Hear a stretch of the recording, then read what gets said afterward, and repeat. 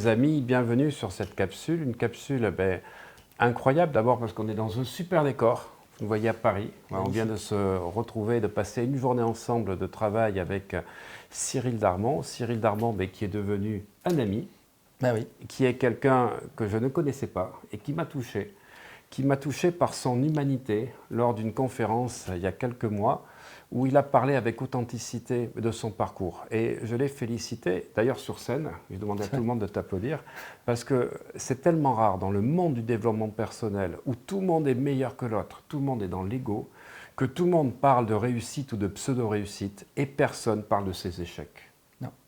Parce que les champions que je coach, je peux vous dire, ils ont des claquages, ils ont des déceptions. On va voir les réussites, mais on ne voit pas les 15 ans de galère. Et toi, des galères? J'en ai eu. Tu as été champion. Voilà. J'ai été champion. Si je peux me permettre, mais champion du monde. Champion du monde. Et tu l'as dit avec humour, tu as su en parler, donc ça montre déjà le travail d'intégration que tu as fait. Le travail sur ton ego, parce qu'en parler comme ça devant 350 personnes, L'ego, il en a pris un coup. Alors parle-nous un petit peu de ton parcours, de ce que tu as appris, ce que tu as envie de nous dire aujourd'hui et ce que tu as envie de communiquer aux gens qui nous écoutent. Tout à fait, c'est vrai que mon parcours, c'est un parcours de chef d'entreprise qu'on pourrait dire classique, parce qu'un chef d'entreprise, ce n'est pas que la réussite exponentielle qui ne s'arrête pas. Un chef d'entreprise, ça monte, ça descend, ça remonte, ça descend. Et c'est ce que j'ai vécu tout au long de ma vie, avec des réussites absolument extraordinaires, absolument indécentes au niveau de l'argent, et puis des échecs cuisants. J'en ai pas parlé à la conférence parce que je voulais pas trop en parler, mais des échecs qui étaient horribles. Parce que ce qu'il faut savoir, c'est que quand on est patron, quand on est chef d'entreprise, qu'on gagne beaucoup d'argent, parce que j'en ai énormément gagné, et que quasiment en un mois de temps, on prend des baffes dans tous les sens et on est à terre, on n'a plus rien. Mais plus rien. Alors, on va dire, oui, quand tu gagnes de l'argent, tu mets de l'argent de côté, etc. Mais l'argent de côté, je l'ai mis de côté, effectivement. Pour préparer au cas où. Et au cas où, pour moi, ça a été de payer mes employés pour les licencier, parce qu'on était 160. 160 personnes, et j'ai été obligé de payer de ma poche les employés pour pouvoir ne pas être interdit de gérance. Oui, tout à fait. Et là, du coup, tu obliterais ton avenir. Voilà, donc, et je me suis retrouvé à vivre pendant 3 mois avec 1,20 € par jour. Waouh. 1,20 € par jour. Je ne sais pas si tu imagines ce que c'est. Je comptais les pièces jaunes. Ouais, mais là, c'est... Je comptais les pièces jaunes. Alors, pourquoi 1,20 €? Parce que c'est le prix d'une baguette rétro d'or. Waouh. Tu vois, la baguette rétro d'or, je la coupais en deux. J'en avais pour le midi, une pour le soir. Et je mettais du beurre dessus. Waouh. Voilà. Et je n'avais pas d'argent, parce que j'étais divorcé. Il y a combien de temps?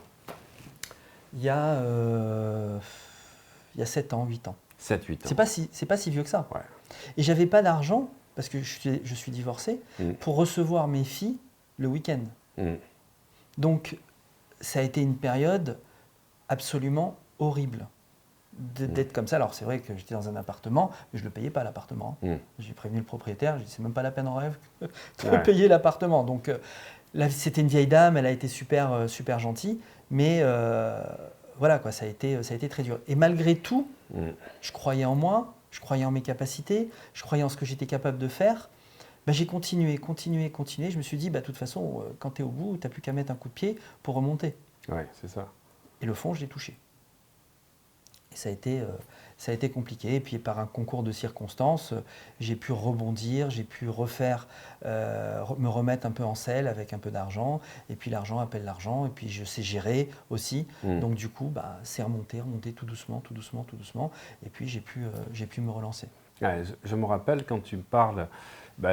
à l'époque Internet, où effectivement vous étiez 4 associés, et que vous alliez vendre une société à 80 millions d'euros. Ouais, 75. 75 millions 75 millions d'euros. Ouais, ça a été juste extraordinaire parce que t'imagines, France Télécom à l'époque Orange, t'appelle, le responsable des investissements, dit voilà, votre société nous intéresse, vos produits nous intéressent, est-ce que ça vous intéresse de rentrer dans la grosse machine?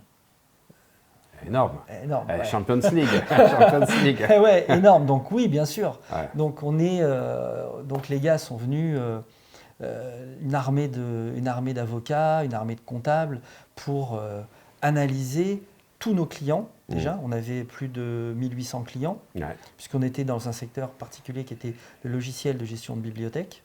Donc on informatisait les petites, une niche vraiment assez impressionnante. Ouais.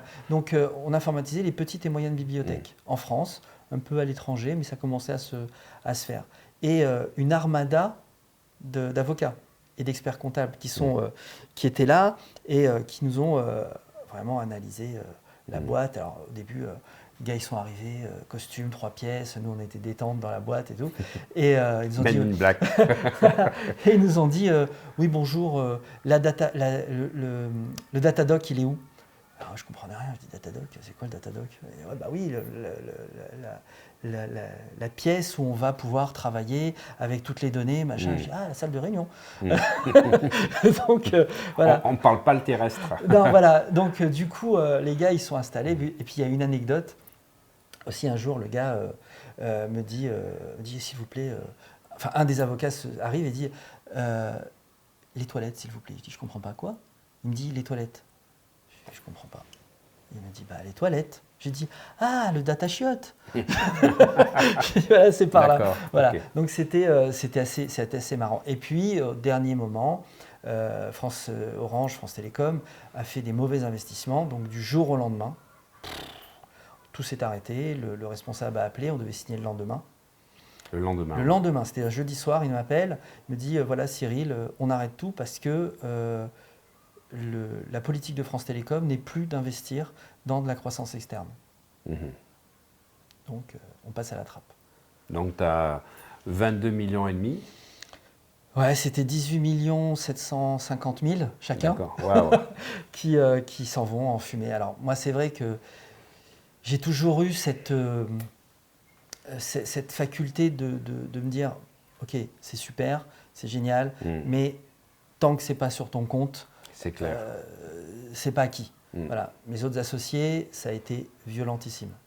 Mais violentissime. Donc il y a eu un pétage de plomb phénoménal. Et c'est vrai qu'après. Ils ont tous explosé ça a explosé. Ça a explosé. Ils en ont tous voulu aux autres. Ils sont passés parce qu'on s'est dit, pourquoi, machin, toi t'as pris le lead, toi t'avais ça, etc. Et donc on s'est un peu embrouillé. Mais malgré tout, la boîte a continué. On était à l'époque 40 personnes. Donc la boîte a continué. Et puis, on s'est développé puisqu'on a été à la fin jusqu'à 160. Donc du coup, ça s'est développé. Mais heureusement que la boîte marchait. Tout à fait. Moi, je dis toujours que l'argent, c'est un révélateur.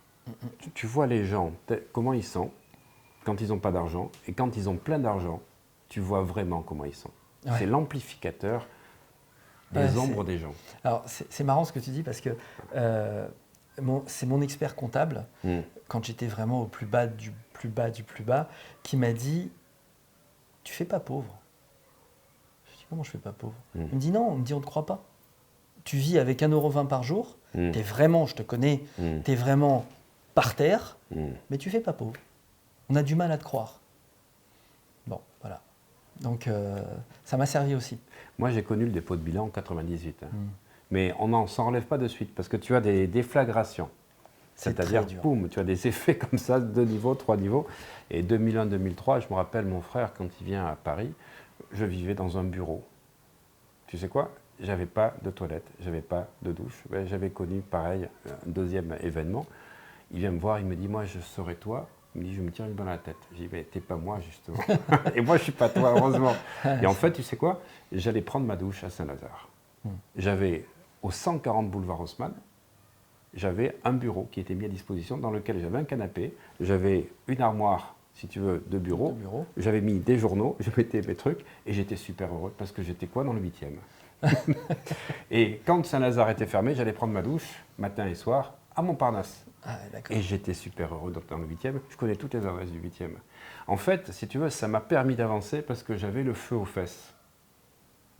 Et en fait, si tu veux, je voyais ce que j'allais faire. Mais si j'avais pleurniché sur ce que je vivais, c'était une catastrophe. J'ai divorcé à ce moment-là. Bon, ça a été pareil. Il a fallu 2-3 ans, tu vois, pour mon divorce a duré 8 ans. Mais alors, après, la puissance que ça m'a donné, parce que tu n'as plus d'émotion, tu n'as plus de sensation. Tu t'es tellement dissocié d'un truc parce que tu touches le fond, et alors moi, c'est pas à ton niveau, parce que là, c'est plusieurs millions dans ce dont tu parlais et les choses, qu'après, si tu veux, tu es ému par une force qui n'est pas la tienne. C'est clair qu'aujourd'hui, pour me toucher, vraiment me toucher, mis à part la santé de mes enfants, mes parents aussi, mais c'est tout, quoi. Je veux dire, aujourd'hui, me toucher personnellement, me faire sortir des émotions, faut y aller, quoi. Je veux dire, il y a mes enfants, mes parents, la personne avec qui je vis, et voilà. Après, le reste, je peux être triste pour quelqu'un, c'est vrai, mais intérieurement, c'est du rock, quoi. Ouais. Mais les Américains, ils demandent toujours le nombre d'échecs qu'on a eu. Tout à fait. Parce que ça fait partie du CV. Si tu n'es pas planté, quelque part, tu es dans la nationale ou en régionale, mais tu n'es pas en Coupe d'Europe ou tu n'es pas en Champions League. Parce que quelqu'un qui n'a pas connu ce qu'est vraiment un échec, une désillusion importante, on va dire, d'une faillite ou quelque chose comme ça, quelque part, il ne peut pas parler. Et aujourd'hui, c'est pour ça que je voulais parler de toi, c'est qu'on est dans un monde virtuel de personnes qui se créent en 24 heures avec 200 € pour des business qu'ils ne maîtriseront jamais, parce que quelque part, ils sont déconnectés de la vraie réalité. Et que pour moi, c'est dangereux de confier, on va dire, son business ou sa formation à des gens qui ne connaissent pas la vraie vie. Et c'est vrai que les gens ont des choses à dire, ils ont des passions, etc. Mais entre faire un blog, faire des formations et se déclarer un vrai infopreneur, moi je dis d'abord un vrai infopreneur, c'est un vrai entrepreneur. C'est clair. Qui utilise les outils informatiques, mais qui ne se sert pas de l'informatique pour masquer un manque d'expérience ou de connaissances, juste en pompant quelques livres ou en pompant quelques vidéos. Pour moi, il y a, on va dire, ceux qui vendent des pioches, je disais, qui vendent des pelles, et puis tu as ceux qui vont te vendre en fait une véritable, on va dire, carte au trésor. Et ce que j'aime, c'est que toi, dans tes formations, tu apprends aux gens à développer un vrai business sur Internet. C'est vrai que je le vois au quotidien. Comme tu le sais, j'ai monté une académie qui s'appelle la Warrior Academy, où là, je récupère des potentiels infopreneurs ou des infopreneurs, mais des entrepreneurs. Et je sélectionne énormément. Là, je viens de terminer le lancement 2020 de la Warrior Academy. Je pense que j'ai dû avoir 80 à une centaine de demandes pour rentrer dans l'académie. On est 5. On est 5 parce que je veux de la qualité, parce que je m'implique énormément avec chaque personne pour pouvoir les driver et les amener à la réussite. Je les amène à la réussite. C'est de l'accompagnement. C'est de l'accompagnement, mais c'est volontaire de fait. Je ne suis pas, comme certains, à faire des grands lancements orchestrés pour faire rentrer un maximum de personnes. Pour vendre des pioches. Pour vendre des pioches. Voilà. Et de toute façon, il n'y a pas de stratégie derrière. Non, parce que je les croise. J'ai la chance, si tu veux, dans mes différentes formations. Moi, je fais beaucoup d'accompagnement avec beaucoup de webinaires, etc. Je vois ce que c'est et ça me fait rire quand les gens ils me disent d'où ils viennent après. Et d'ailleurs, dans pas mal de témoignages qu'on est en train de faire, les gens ils disent « mais chez toi, on a appris de vraies stratégies ». Ben ouais, parce qu'ailleurs, ils ont appris quoi? À monter sur la table, à se faire, tu sais, des papouilles. Des papouilles, des câlins, et je te fais ça, et je fais des pics state. Ok, vous savez quoi? Chez Cyril et chez moi, vous ne trouverez jamais ça. On vous met à l'aise, vous ne monterez pas sur la table, vous ne danserez pas le on ne vous fera pas des câlins. On ne vous fera pas de câlins. Mais par contre, on vous apprendra la vraie vie et les vraies stratégies. Mais de toutes les façons, aujourd'hui, c'est devenu tellement professionnel. Notre métier s'est professionnalisé en termes de stratégie digitale qu'on ne peut plus faire comme avant. Avant, il y a 5-6 ans, on mettait quelque chose sur Facebook et puis hop, on avait du résultat. Aujourd'hui, mettre quelque chose sur Facebook pour pouvoir avoir des likes, des partages, etc., ça rame énormément parce qu'il y a une professionnalisation du digital. Facebook, c'est professionnalisé, c'est refermé, c'est une machine à cash, hein, c'est pas la guerre du digital, Mark Zuckerberg. Donc, ils sont à fond dedans. Donc, ils referment tout, il y a une stratégie à mettre en place, il y a de l'argent à mettre en place parce qu'il faut faire de la pub, et c'est comme ça qu'eux gagnent de l'argent. Mais nous, pour le coup, on gagne un petit peu de like, un petit peu de visibilité. Donc plus on met, plus on ouvre. Et c'est ça devenu aujourd'hui la stratégie de Facebook. Et donc il faut comprendre comment marchent les mécanismes des réseaux sociaux. C'est pour ça que moi je travaille énormément sur l'algorithme des réseaux sociaux, que ce soit Facebook, LinkedIn, ou Insta, je suis en permanence en recherche de comment il fonctionne, comment il se comporte. Là, je te demanderai des renseignements et puis de pouvoir faire des présentations Bien sûr. à mes communautés. Alors, qu'est-ce que tu voudrais dire aujourd'hui donc, aux gens, un, qui veulent se lancer dans l'infoprenariat et deux, qui ont déjà des activités mais qui veulent passer à notre niveau grâce au digital? Deux contextes différents. Effectivement, aujourd'hui, pour se lancer, c'est pas une chose facile. Voilà, je ne vais pas vous raconter de bêtises, c'est dur. Il faut avoir un projet qui est mûrement dans votre tête, mûrement réfléchi dans votre tête pour pouvoir se dire je vais me lancer. C'est pas parce que vous avez eu un burn-out que vous en êtes sorti. Vous dites tiens, allez, je vais faire profiter les gens de mon expérience. Ça, c'était bien il y a quelques temps. Aujourd'hui, on a besoin, sur le web, on a besoin de professionnels. Alors peut-être d'experts. Alors peut-être que vous avez eu un burn-out, peut-être que vous êtes sorti et c'est super. Il faut être professionnel, il faut être capable, comme tu l'as si bien dit, d'être un véritable entrepreneur avant d'être un infopreneur. Donc votre projet, il a mûri, vous n'avez pas forcément toutes les clés d'une stratégie, mais vous savez où est-ce que vous avez envie d'aller. Et à partir de là, vous allez vous lancer, vous allez trouver des personnes qui vont vous accompagner, qui vont vous prendre par la main, parce que c'est aussi ça, c'est être pris par la main pour pouvoir se lancer et pour pouvoir passer du rêve à la réalité. Moi, c'est ce que je fais en permanence. Je prends les gens par la main, les infopreneurs, je les prends par la main et je les emmène jusqu'à la réussite. Alors, il y en a qui ont réussi brillamment, il y en a qui ont moins bien réussi, mais en règle générale, quand on s'investit, moi je m'investis énormément avec chaque personne et je mets toute mon expérience aussi dedans. Donc pour le coup, il y a du résultat, il y a de la réussite. Alors, on ne va pas mentir, quelqu'un qui a commencé à avoir un projet que tu prends en main et qui va lancer ses activités et qui va avoir des résultats, combien de temps entre le démarrage de l'idée, la mise en place, les premiers résultats et des résultats? Alors, d'une façon générale, il faut, pour moi, pour bien travailler, il faut à peu près 6 mois. 6 mois pour se lancer, pour faire un véritable lancement. 6 mois pour se lancer. Voilà, donc c'est vraiment, alors c'est long, mais il y en a d'autres qui me disent qu'en quelques semaines, je peux le faire. Voilà, 6 mois pour se lancer. Après, pour avoir des résultats après lancement, c'est combien de temps? Alors, on peut avoir des résultats quasi instantanément. Et ça dépend du sujet sur lequel vous êtes. Je prends un exemple. On a tous des superbes réussites dans nos équipes. Vous avez la Starac, il y a eu Jennifer. Moi, j'ai ma Jennifer. Elle s'appelle Heidi et j'en parle toujours parce qu'elle fait l'intelligence émotionnelle des enfants. Oui. Et donc, c'est un sujet qui est juste extraordinaire. Elle a fait 3 mois de Warrior Academy, plus 1 mois de communication. Mais bon, on a communiqué déjà depuis un moment, pendant les 3 mois. En 10 jours de lancement, elle a fait 40 000 euros. C'est bien. C'est bien.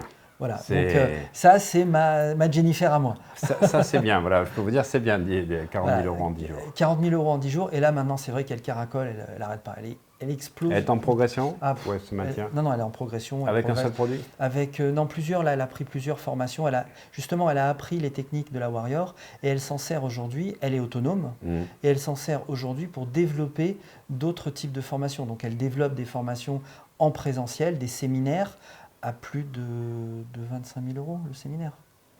C'est bien. Et ça marche, et elle a du monde. Et c'est juste extraordinaire. Maintenant, ça c'est le top du top.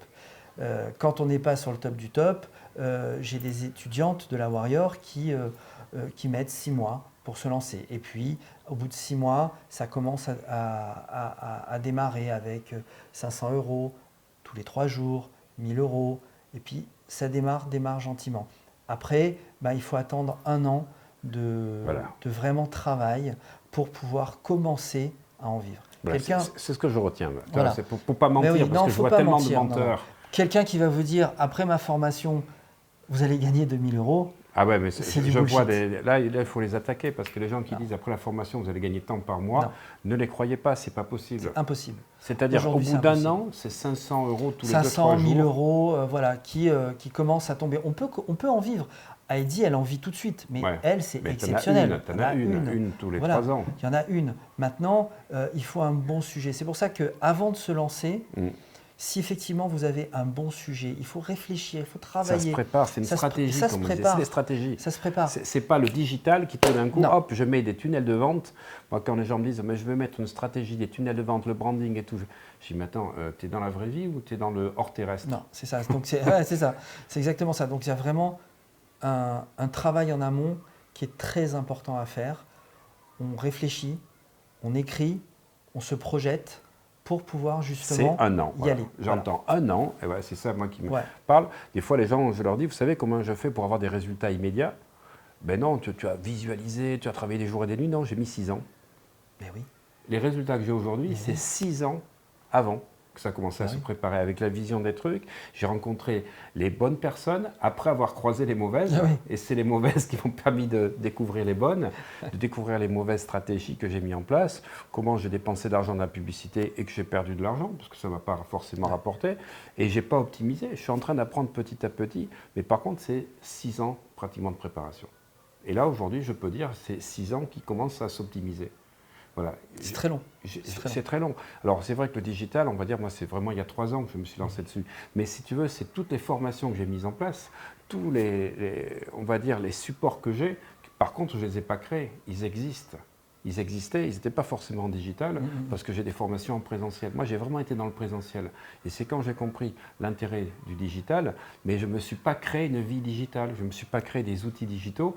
J'ai un background derrière solide de 20 ans, qui derrière, ben, il suffit juste après de se poser, d'avoir les bonnes personnes. Mais c'est 5 à 6 ans de travail.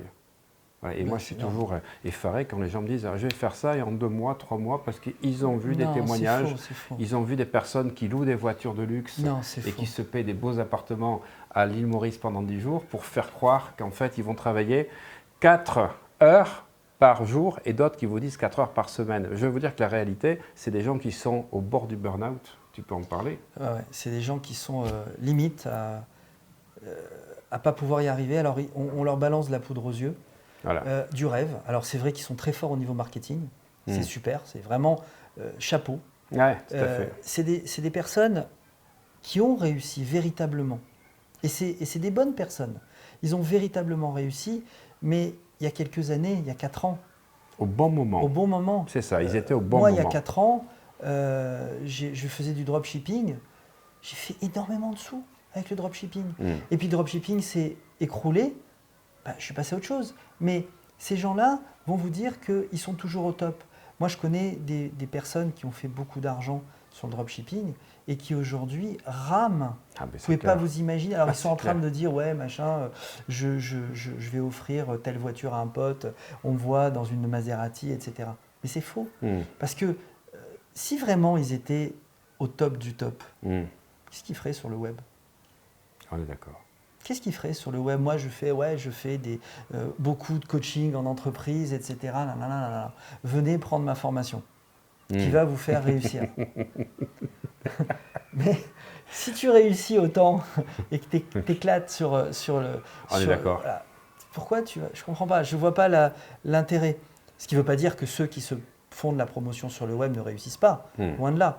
Mais il y a beaucoup de poudre aux yeux. Mais c'est Voilà. comme quand tu disais Heidi, il y a un Mbappé, il y a un Neymar, il y a un Exactement. Ronaldo, il y a un Messi, ben, tu en as 3 ou 4 dans le monde. Exactement. Et les autres, ben, ils sont peut-être en équipe de France, mais ils gagnent 10 fois moins. Et c'est ça la réalité. exactement ça. C'est ça la réalité. C'est exactement ça. Et je pense que il faut que le public arrive à discerner un petit peu la poudre aux yeux de la véritable réalité. Voilà. C'est tout. Aujourd'hui, quand vous avez des formations qui coûtent, moi j'ai des personnes qui m'ont dit je vais emprunter pour faire ta formation. Mais même pas en rêve. Ah, mais il faut pas. Je leur ai dit non, je ne veux pas. Il faut pas. Je ne veux Faut pas parce que je vais mettre quelqu'un en difficulté financière et je sais pertinemment qu'à la fin de sa formation, ça ne va pas démarrer véritablement comme lui l'attend. Donc du coup, je dis non. Parce qu'en fait, il y a des connards, j'appelle ça c'est des connards. des connards qui dans les conférences te disent il faut investir sur toi. Non, mais tu investis ce qui te reste quand tu sûr. payes les besoins de Bien base. sûr, Tu ne vas pas mettre ça Parce qu'en fait, tu as un sentiment d'insécurité. Si tu es en manque, ben, l'argent que tu n'as pas, que tu mets, ben, il va générer encore plus de manque et il ne va jamais générer de l'argent. Par contre, ça c'est intéressant, on en parlera. Ça va t'intéresser, une formation où je vais parler de la pyramide de Maslow, Ouais. mais à l'envers. À l'envers, c'est intéressant.